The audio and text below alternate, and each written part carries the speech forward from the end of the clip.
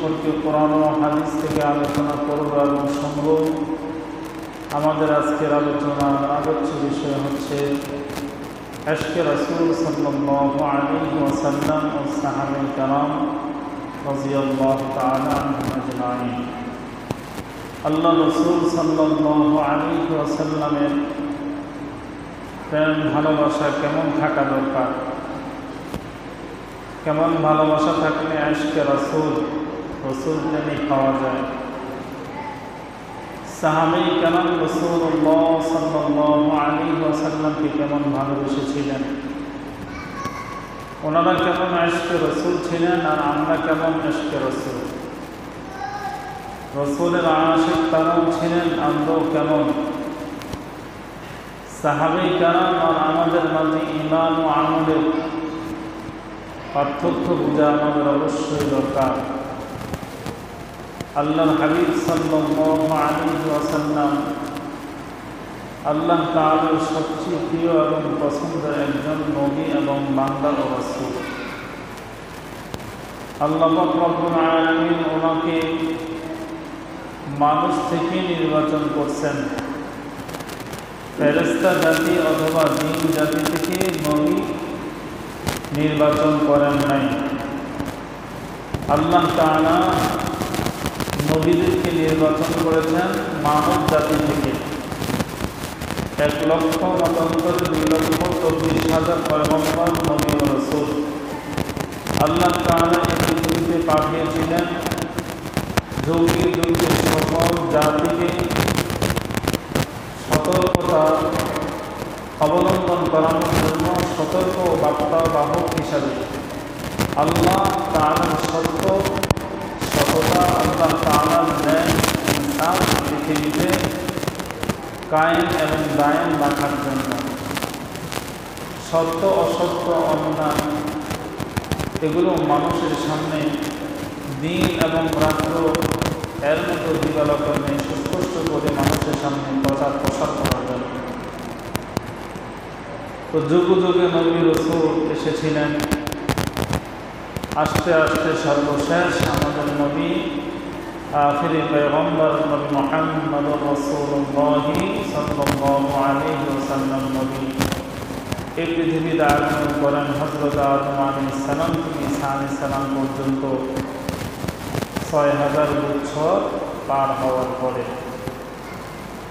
আল্লাহর হাবিব সাল্লাল্লাহু আলাইহি ওয়াসাল্লাম পৃথিবীতে ৬০০ বছর পার হওয়ার পর আল্লাহর হাবিব সাল্লাল্লাহু আলাইহি ওয়াসাল্লাম এই পৃথিবীতে আসার পরে আল্লাহ তাআলা আপনার আমার নবীর মাকে, আপনার আমার নবী পৃথিবীতে আসার পরে আল্লাহ রাসূল সাল্লাল্লাহু আলাইহি ওয়াসাল্লামের আম্মা জান হযরত আমিনা ওনাকে বলছেন, তুমি দোয়া করো। কার জন্য? এই সন্তানের জন্য। এই সন্তানকে আমাদের নবী মুহাম্মদ সাল্লাল্লাহু আলাইহি ওয়াসাল্লাম, হে আল্লাহ, আমি এই সন্তানকে আপনার উপর সুপর্দ করে দিলাম। আমি এক ও অদ্বিতীয় খোদা এক আল্লাহর উপর আমার এই সন্তানকে আমি সুপর্দ করে দিলাম, হাওলা করে দিলাম। কেন আল্লাহ সুবহানাহু ওয়া তাআলা ওনার আম্মাকে এই কথা দোয়ার মাঝে বলতে বললেন? তার কারণ আল্লাহ তাআলা হিকমত, কুদরত, রহস্য এটি ছিল যে নবী পৃথিবীতে আসার আগে ওনার বাবা দুনিয়া থেকে চলে যান। আমাদের নবী পৃথিবীতে আসার পর ওনার যখন 4 অথবা 6 বছর হয় তখন ওনার আম্মা জান হযরত আমিনাও পৃথিবী থেকে বিদায় নিয়ে যান।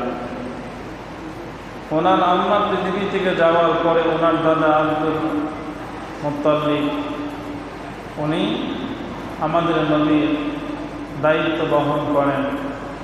নবীর বয়স যখন 8 বছর 2 মাস 10 দিন হলো তখন দাদাও পৃথিবী থেকে বিদায় নিলেন। দাদা বিদায় নেওয়ার পরে চাচা আবু তালিব আপনার আমার নবীর দায়ভার বহন করেন, নবীর দায়িত্ব গ্রহণ করেন, অভিভাবক হিসাবে ওনার দায়িত্ব পালন করেন। আল্লাহর নবীর বয়স যখন 10 বছর 2 মাস 10 দিন হলো, তখন চাচা আব্দুল মুত্তালিবও পৃথিবী থেকে বিদায় নিয়ে গেলেন। ক্রমান্বয়ে এইভাবে আস্তে আস্তে রাসূলুল্লাহ সাল্লাল্লাহু আলাইহি ওয়াসাল্লামের মক্কি জীবনী, আল্লাহ রাসূলের দিন যত সামনে বাড়তেছে ততই কষ্ট বাড়তেছে, যতই সামনে চলতেছেন ততই মক্কার জীবনী কঠিন হইতেছে। এক পর্যায়ে আল্লাহ রাসূল শৈশব কৈশোর পার হইয়া যখন যৌবনে পদার্পণ করলেন, তদানীন্তন ওই সময় মক্কা নগরীর সকল মানুষ একমাত্র সত্যবাদী এবং ন্যায়পরায়ণ হিসাবে যাকে তারা বিশ্বাস করতেন, গোটা আরবের মধ্যে একজনই তিনি আপনার আমার নবী মুহাম্মদ সাল্লাল্লাহু আলাইহি ওয়াসাল্লাম। তারা ওনাকে আল্লাহর নবী হিসাবে মেনে নিতে পারেন না, বিশ্বাস করতে চান না, কেউ বিশ্বাস করানো নাই।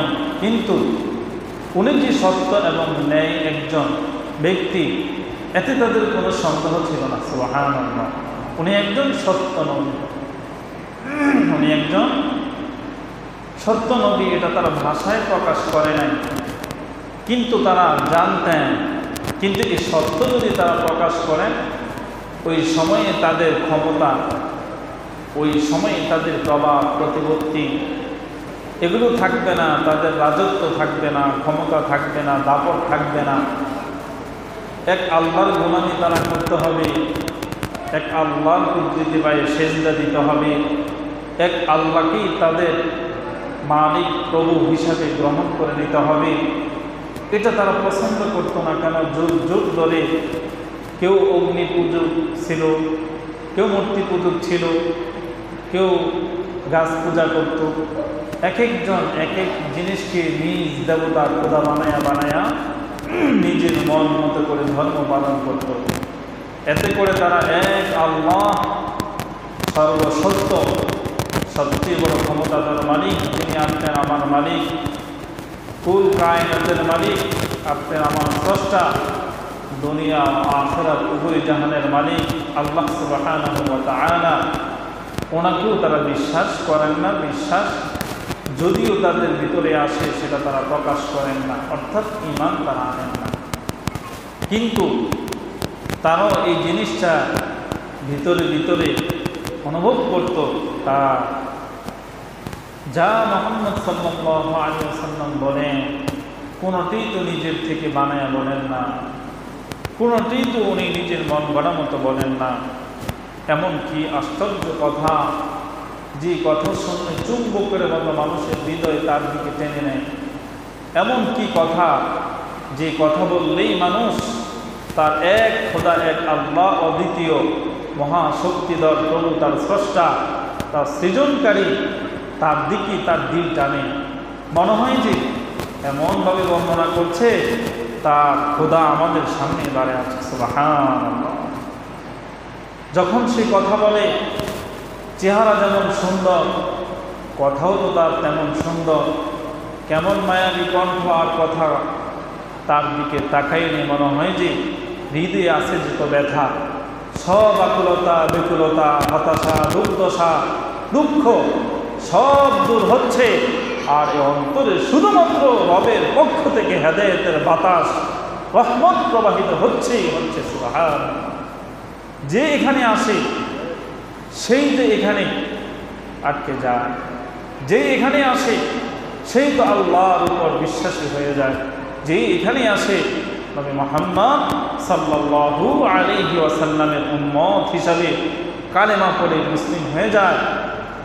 এক পর্যায়ে আল্লাহ রাসূল সাল্লাল্লাহু আলাইহি ওয়াসাল্লামের বয়স যখন 40 বছর একদিন পরিপূর্ণ হয়, ওই দিনটি ছিল 12 রবিউল আউয়াল।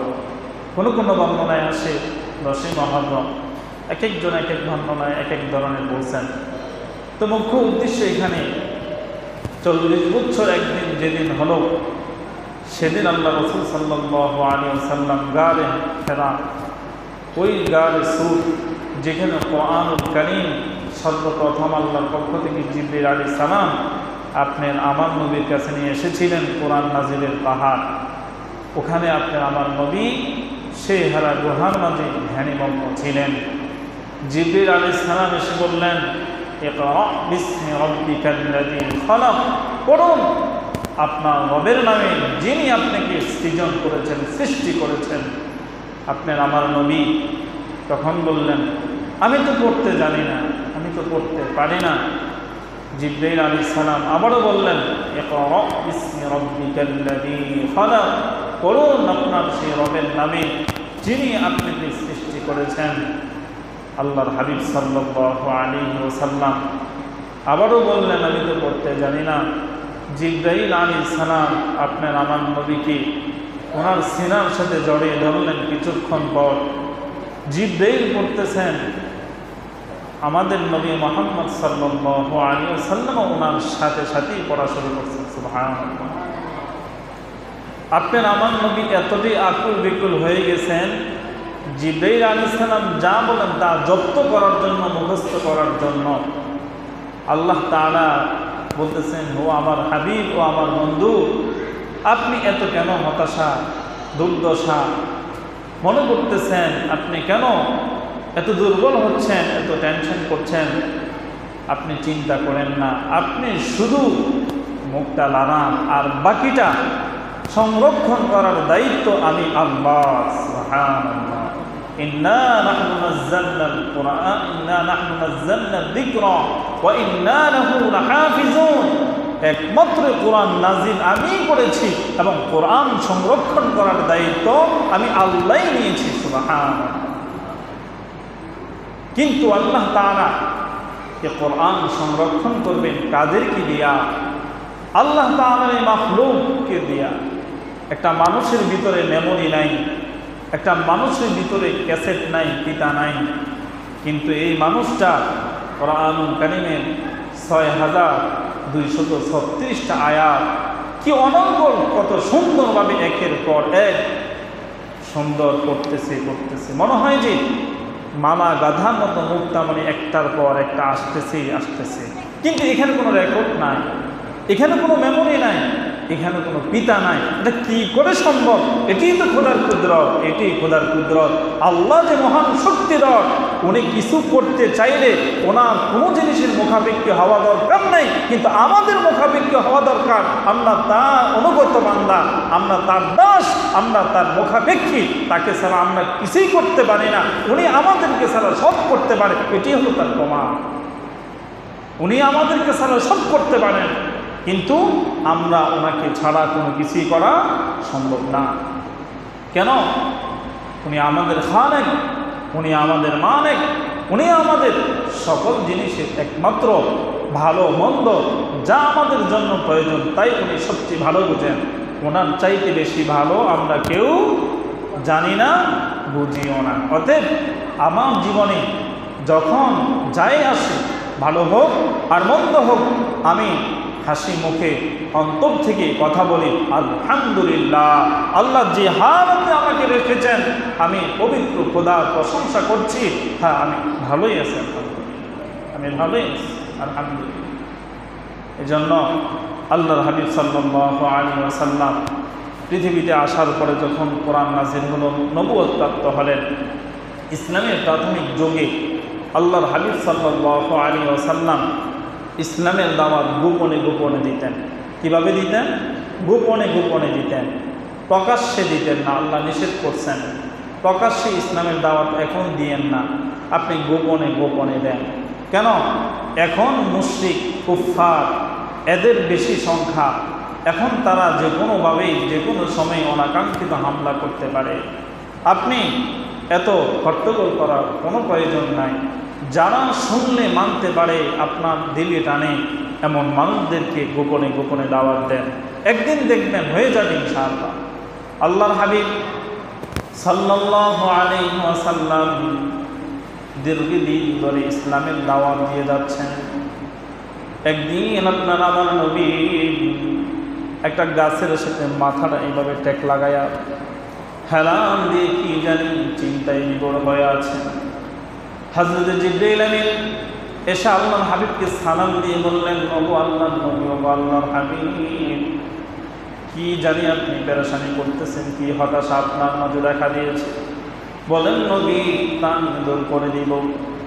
আল্লাহ তাআলার পয়গম্বর আপনার আমার নবী মুহাম্মদুর রাসূলুল্লাহ সাল্লাল্লাহু আলাইহি ওয়াসাল্লাম মাথাটা হালকা গাছ থেকে সরায় বলতে শুরু করলেন, ও জিবরাইল, কত সুন্দরভাবে মানুষের ঘরে দরজায় গিয়া, মানুষের হাতে ধরিয়া, মানুষকে ভাই বন্ধু ধরিয়া, মানুষদেরকে এক আল্লাহর পরিচয় দেই, এক আল্লাহর কথা বলি, উনি ছাড়া কোনো মালিক নেই, ওনার পরিচয় দিই, কিন্তু তারা তা বিশ্বাস করে না, তারা তা ঈমান আনে না।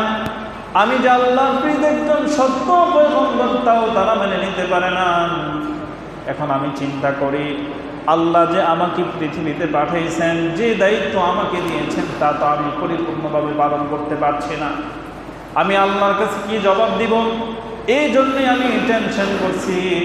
এখন মাথাটা গাছের সাথে লাগায়া আমি চিন্তা করতেছি আল্লাহর কাছে আমি কি জবাব দিব। এমনই মুহূর্তে আল্লাহ পাক রব্বুল আলামিন আল্লাহর পক্ষ থেকে জবাব পাঠাইলেন, মা আলার রাসূলি ইল্লাল বালাগ। নবী, আপনার কাজ হলো শুধুমাত্র মানুষের কাছে আমার পক্ষ থেকে যা আমি বলি তা পৌঁছে দেওয়া। আপনার আমার নবী বললেন, আল্লাহ শুধু পৌঁছে দিলে হবে, তারা যদি না মানে এর জন্য কি আপনি আমাকে ধরবেন না? আল্লাহ তাআলা বলবেন না, কেউ যদি তোমার কথা বিশ্বাস না করে, তোমার কথা না ধরে, না মানে, না আমল করে, এর জন্য নবী আপনাকে পাকড়াও করা হবে না। কেন? আপনাকে যে দায়িত্ব দেওয়া হয়েছিল সেই দায়িত্ব আপনি পালন করেছেন, কিন্তু তা না শোনার পর আমল করা, বিশ্বাস করা, ঈমান আনা, তাদের উপরে যে ফরজ ছিল তারা আনে নাই, এই জন্য তাদের শাস্তি হবে। তখন আপনারা আমার নবী বললেন, ওগো আল্লাহ, আপনি তো বলছেন আমাকে রহমতুল নবী হিসেবে পাঠিয়েছেন, কিন্তু তারা তো আমার উম্মত হবে। যদি তাদেরকে আপনি শাস্তি দেন, আযাব দেন, গজব দেন, এরা তো কষ্ট পাবে, এরা তো ধ্বংস হয়ে যাবে, তাহলে আমি কাদেরকে দাওয়াত দিব? আল্লাহ তাআলা বললেন, আমি আল্লাহ, আপনি নবী যা বলবেন তাই শুনবো। আপনি বলেন আমি কি করতে পারি? বন্ধু, আল্লাহ কি বলেন, ও আল্লাহ, আমি চাই তাদের দিলটা নরম করে দেন, হেদায়েতের আলো দিয়ে জ্বালিয়ে দেন। আপনি এক আল্লাহ, এই বিশ্বাস তাদের মাঝে সূর্যের আলোর মতো প্রকাশ্যে দিবে রকমের সুস্পষ্ট করে দেন। আপনি যদি চান তাহলেই সম্ভব। কেন? আপনি তো আমাকে বলছেন, ইন্নাকা লা তাহদি মান আহবাবতা। হে রাসূল, আপনি যাকে মহব্বত করেন, যাকে ভালোবাসেন, আপনি যদি চান তাদেরকে হেদায়েত দিতেন। না না নবী, আপনি হেদায়েত দিতে পারবেন না, হেদায়েত দেওয়ার মালিক আপনি না।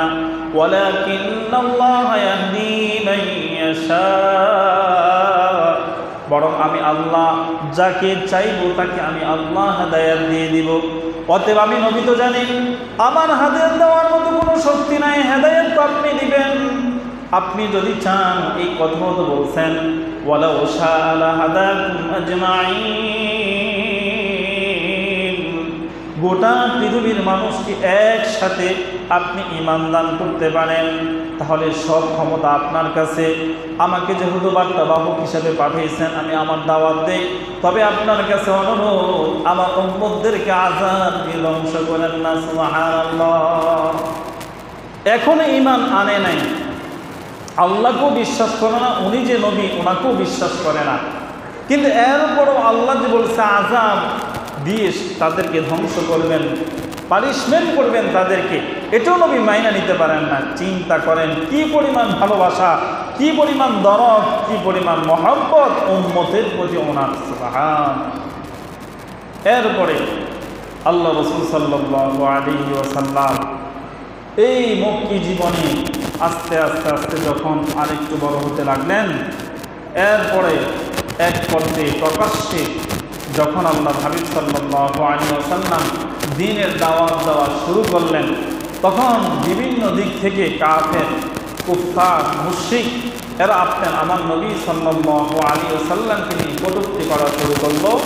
আপনার আমার নবীর যে শরীরে মশা এবং মাছি বসা পর্যন্ত হারাম ছিল, যে নবীর দেহ মুবারকে মশা এবং মাছি বসা হারাম ছিল, একমাত্র ইসলামের কারণে, ইসলামের দরদে দরদি হইয়া নিজের কোনো স্বার্থের জন্য নয়, বিনা স্বার্থে ইসলামের জন্য এ দেহের মাঝে একটা আর দুইটা নয়, কিতাবের মাঝে বর্ণনা এসেছে 83টা সবচেয়ে বড় আঘাত একমাত্র দিন ইসলাম আল্লাহর জমিনে আল্লাহর ইসলামের পতাকা উদ্দীর্ণ হোক, বাতাসে না পথ করে ওরক, একমাত্র ইসলামের পতাকার ছায়া নিচে সকল মানুষ এখানে আশ্রয় নিয়ে এক আল্লাহকে বলে আল্লাহ বলে স্বীকার করে উনি একজন সত্য নবী, ওনাকে নবী হিসাবে গ্রহণ করে আল্লাহর বিধান মেনে রসুলের তরিকা অনুযায়ী চলে দুনিয়া আখিরাতে তারা সফল হয়ে যাক, এই মিশন নিয়ে আমি কাজ করছি, এটা যাতে সফল হয় এই উদ্দেশ্য নিয়ে ওনার 63 বছর জিন্দেগি পৃথিবীতে উনি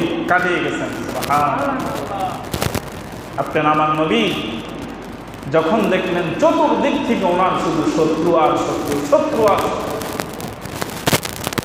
এমনই মুহূর্তে আপনার আমার নবী তারা যেমন ধরনের আপনার আমার নবীর উপর অত্যাচার করে, নিপীড়ন করে, জুলুম করে, আপনার আমার নবী ততটাই তাদের প্রতি নরম হন, সহনীয় হন, দরদী হন, ততটাই তাদেরকে ভালোবাসেন। তাদের সাথে কোনো কথা বলেন নাই, আঘাত করেন নাই, গালমন্দ করেন নাই, তাদেরকে পাল্টা কোনো ধরনের প্রতিশোধমূলক কোনো কিছু করেন নাই। আমরা তো ওনারই উম্মত, ঠিক না? আমরা ওনার উম্মত না?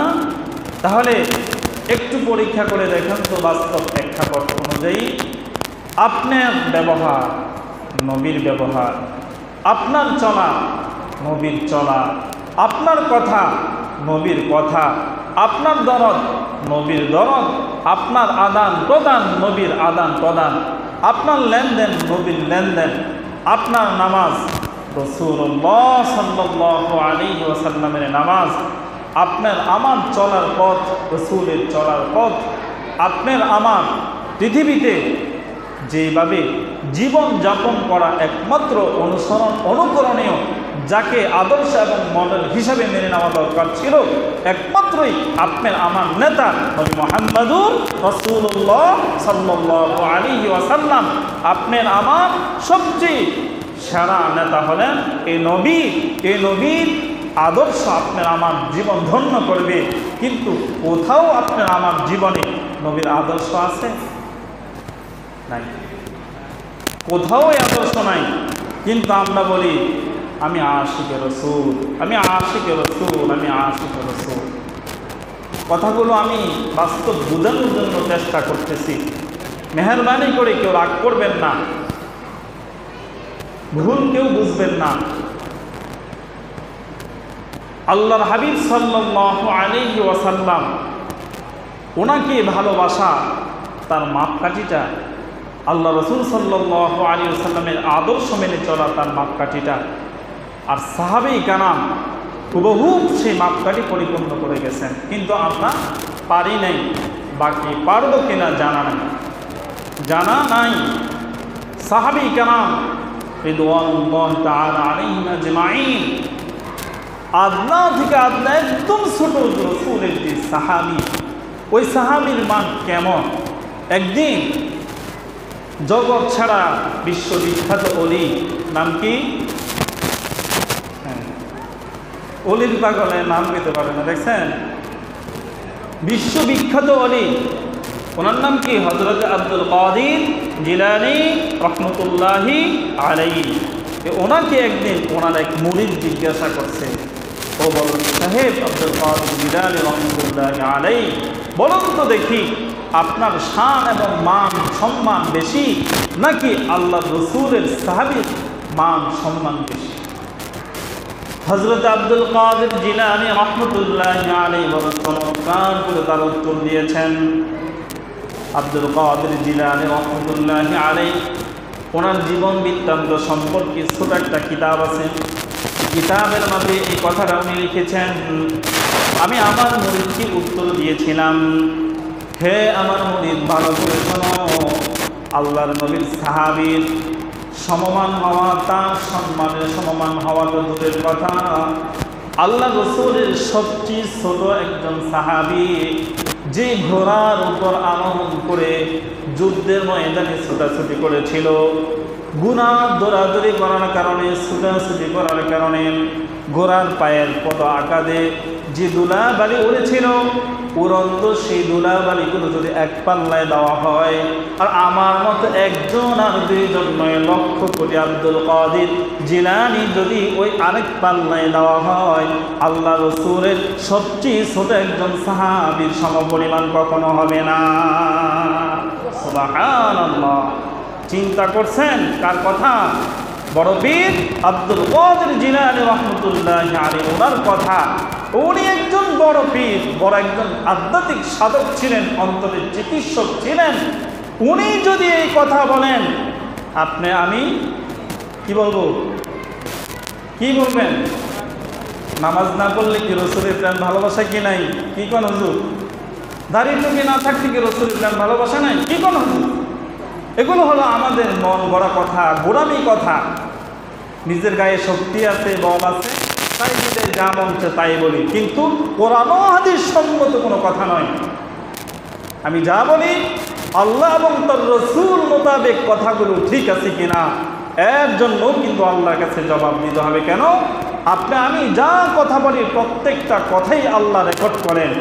কোথায় আল্লাহ কোরআনে বলছেন, মা ইয়ালফিযু মিন কাওলিন ইল্লা লাদাইহি রাকীবুন আতীদ। বান্দারে তুমি যা কথা বলো প্রত্যেকটা কথা আমি আল্লাহ রেকর্ড করে নিই। এই রেকর্ড আমি যেদিন পৃথিবী থেকে যাওয়ার পর ওই যে হাসরের ময়দান কায়েম হবে, মিজানের পাল্লা কায়েম করা হবে, সেদিন আল্লাহ পাক রব্বুল আলামিন আপনারা আমার হাতে দিবেন, দিয়ে বলবেন ইকরা, পড়ো পড়ো, ইকরা পড়ো। কি মা লিহাদা, আল্লাহ কি পড়তাম, এটা কেমন কিতাব? লা ইউগাদির সগীরা, জীবনের ছোট কোনো কিছু ছাড়েন নাই, ওয়ালা কাবীরা, বড়টাও ছাড়েন নাই, ইল্লা আহসাহা। এটা কিভাবে সম্ভব? এটা কি আমল নামা আমার কাছে দিলেন, আবার আপনি বলেন আমি এটা পড়তাম। এটার মধ্যে তো আমার জীবনে যা দেখতেছি ছোট থেকে ছোট কোনোটাই ছাড়েন নাই, বড় থেকে বড় কোনোটাই ছাড়েন নাই। এটা কিভাবে সম্ভব? আল্লাহ তাআলা তখন বলবেন, কিরামান কাতিবিন ইয়ালামুনা মা তাফআলুন। তোমার দুই কাঁধে দুইজন ফেরেশতা দিয়ে দিছি, কিরামান কাতিবিন। দুনিয়াতে যেখানে গেছো, যত চিপা চাপাই, যত ভালো মন্দ, গাছে আকাশে পাতালে জেনে গেছো, তুমি গেছো, সব তারা রেকর্ড করে সুন্দর করে আমার কাছে জমা দিছে। বান্দা, এটি আমি নিজে কিছু লিখি নাই, তুমি যা করছো এটি পড়ো পড়ো। যদি দুনিয়ার কোনো মাস্টার হইতো, বাবার টাকা আছে, ক্ষমতা আছে, হয়তো মাস্টারের চাকরি বাদ হয়ে যেত, না হয় লজিং বাদ হয়ে যেত, আমার মতো ইমাম থাকলে চাকরি শেষ। কিন্তু সেদিন বড় শক্তিধর ক্ষমতাধর মহান মালিক আল্লাহর সামনে কি গাদ্দারি করবেন, কি দাপট দেখাবেন? উত্তর আছে? আছে? পারবেন? আসেননি কেউ? সেদিন কি করবেন? কি করবেন? আপনার আমল আপনাকে দিবে, পড়ো পড়ো। আপনি নিজে আশ্চর্য হয়ে বলবেন, আল্লাহ কি পড়তাম, লেখে তো লেখে, রেকর্ড করতে করে, এরকম করা করে, ছাড় শুন নেই বিন্দু পরিমাণ। অন্ধকারে কি করছে এটাও এখানে আছে, আলোতে কি করছে এটাও আছে। এটা কি করে সম্ভব? হ্যাঁ, এই সম্ভব এইভাবে। তাহলে চিন্তা করেন, আপনার আমার জীবনে কোনো জিনিস কিন্তু আল্লাহ তাআলার সংরক্ষণ ছাড়া এক মুহূর্ত কি নাই, বাকি নাই। অতএব দুনিয়ার মানুষকে ফাঁকি দিতে পারবো, আল্লাহকে ফাঁকি দেওয়া যাবে না, সম্ভব না। আমার এক ওস্তাদ ছিলেন, তাফসির বাইজাবি পড়াইতেন। তাফসিরের মধ্যে সবচেয়ে কঠিন এবং শ্রেষ্ঠ তাফসির হলো তাফসির বাইজাবি। হুজুর মারা গেছেন, আল্লাহ হুজুরকে জান্নাতের উচ্চ মাকাম দান করুন, সকলে বলেন আমিন। হুজুর প্রায় সময় বলতেন, ক্লাসে পড়া যদি না শিখতাম, না পড়তাম, কি মনে করছো আমার ফাঁকি দিতেছ? আমাকে ফাঁকি দিলে সেই ফাঁকি পরিবেশ,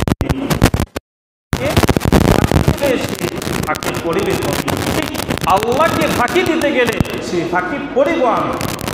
আল্লাহকে ফাঁকি দিতে গেলে সেই ফাঁকি পড়িব আমি। আল্লাহকে ফাঁকি দেওয়া সম্ভব? কোনোভাবেই সম্ভব না। আমরা তো মনে করি যাক হয়ে গেছে, না, অনুরূপ যা করি সব কিছু আল্লাহ দেখতেছেন। ইন্নাহু হুয়াস সামিউল বাসীর, আল্লাহ সর্বশ্রোত সর্বদ্রষ্টা, আল্লাহ সব দেখেন, সব শুনেন। কেমন দেখেন? আল্লামা ইবনে কাসির রহমতুল্লাহ আলাইহি তাফসিরের মধ্যে সবচেয়ে বড় যে তাফসিরের নাম হলো তাফসির ইবনে কাসির।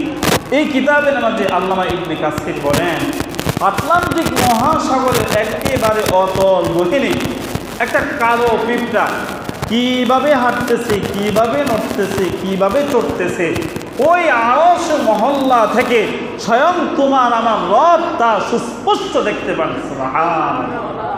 শুধু তাই নয়, ওই পিপিলিকা যে হাঁটে তার পায়ের হাঁটার শব্দ পর্যন্ত তোমার আমার খালেক মালিক আল্লাহ শুনতে পান। আল্লাহু আকবার। তাহলে একটু পার্থক্য করেন তো, একটা পিঁপড়ার তুলনায় আমি অনেক ছোট না? হ্যাঁ, অনেক ছোট। পিঁপড়ার তুলনায় আমরা অনেক ছোট না? চিন্তা করছি আমরা কি গর্তে থাকি না জমিনের উপরে থাকি? তাহলে আল্লাহ যদি আপনার ঠিক মহাসাগরের অতল গহীনে একটা পিঁপড়ার পায়ের হাঁটার শব্দ শুনেন, তাকে সুস্পষ্ট দেখেন, আমি 3.5 হাত দেহ বিশিষ্ট একটা মানব, আমাকে কি আল্লাহ দেখেন না? না, দেখে না। কি তাকে দেখে? মনে হয় না। তাহলে আকাম কুকামেটি করে গেলা? এই যে সিটারি বাটপারি 2 নম্বরই যা আছে কে করে? যে বান্দার এই দিলে এই ভয় আছে, কেউ দেখে না, আমার আল্লাহ আমাকে দেখে, সে তো ফাঁকি দিতে পারে না। শুধু আল্লাহকে না, কোনো মানুষকেও ফাঁকি দিতে পারে না। তাহলে কি দাঁড়াইল বিষয়টা? আল্লাহ আমাদের দেখেন নাকি দেখেনি? কেউ আল্লাহ দেখে আম করে বিশ্বাস হয়? তাহলে বিশ্বাস রাখি কি করি? বিশ্বাসের ঘরে চুরি করি নাকি? এটা তো সবচেয়ে বড় সন্ন্যাসী। যাকে বিশ্বাস করলাম, যার হাতে সব কিছু ছেড়ে দিলাম, সেই যদি আমার বিশ্বাসের ঘরে চুরি করে, এটাকে তো ছেড়ে দেওয়া যায় না।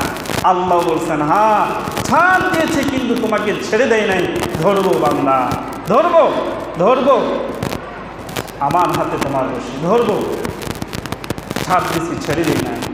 আপনাদের কাছে অনুরোধ, রাসূলুল্লাহ সাল্লাল্লাহু আলাইহি ওয়াসাল্লামের জীবন আদর্শ অনুযায়ী আপনার আমার জীবন আদর্শ অবশ্যই গ্রহণ করা, গঠন করা, এইভাবেই চলা আপনার আমার জন্য ফরজ এবং আপনার আমার জন্য দুনিয়া আখিরাতে সফলতা। ছোট্ট একটা কথা বলে শেষ করছি। আমরা কথায় কথায় ইদানিং দেখি মা বাবাকে গালি দেয়, মানে বন্ধু বান্ধব কথা বলতেছি, কথার মধ্যে এই অম্মকের তা আমি বাসায় প্রকাশ করতে পারতেছি না, মানে মা বাবাকে গালি দিয়ে বন্ধু বান্ধব রহস্যমূলক কথা বলতেছে। এটা কিন্তু কিয়ামতের বড় আলামতের একটা আলামত।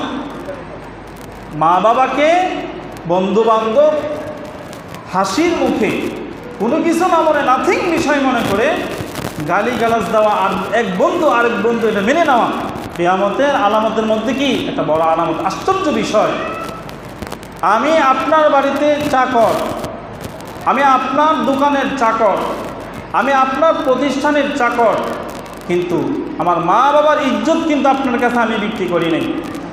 যা করার যা বলার আপনি আমাকে বলবেন, যা করার আপনি আমাকে করবেন, কিন্তু আপনি যত বড় মালিক হন, মা বাবা বলে কিছু কথা বলবেন, আপনাকে ছাড় দেওয়া হবে না। আর যে সন্তান এটা ছেড়ে দিবে, সে আদর্শ বাবার আদর্শ সন্তান কখনো হতে পারে না। তার কারণ আমি করলে আমাকে বলবেন, মা বাবাকে নিয়ে গালিগালাজ করা এটা কোনো সভ্য সন্তানের কাজ কখনোই কি হতে পারে না। এটা আমরা যুবকরাও করি, বৃদ্ধরাও করি, শিক্ষিতরাও করি, অশিক্ষিতরাও করি, সবাই এই ভুল করি কি করি না? যে ভুল করছে, যে অন্যায় করছে তাকে শাস্তি দাও। তার মা বাবা তোমার কি করছে? মা বাবাকে কেন গালি দাও? একদিন আল্লাহ রসুল বলছেন, হে সাহাবী, তুমি তোমার মা বাবাকে গালি দিও না।